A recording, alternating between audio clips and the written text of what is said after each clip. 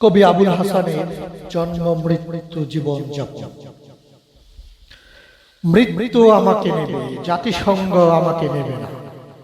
আমি তাই নিরপেক্ষ মানুষের কাছে কবিদের সুধী সমাবেশে আমার মৃত্যুর আগে বলে যেতে চাই, সুধী বৃন্দ, ক্ষান্ত হন, গোলাপ ফুলের মতো শান্ত হন। কি লাভ যুদ্ধ করে, শত্রুতায় কি লাভ হলো? আধিপত্যে এত লোভ, পত্রিকা তো কেবলই আমাদের ক্ষয়ক্ষতি, ধ্বংস আর বিনাশের সংবাদ ভরপুর। মানুষ চাঁদে গেল, আমি ভালোবাসা পেল, পৃথিবীতে তবু হানাহানি থামল না।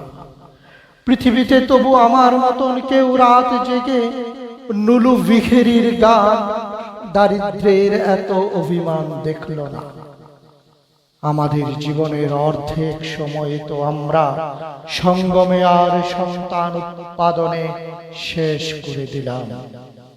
সুধী বৃন্দ, তবু জীবনে কয়বার বলুন তো আমরা আমাদের কাছে বলতে পেরেছি ভালো আছি, খুব ভালো আছি?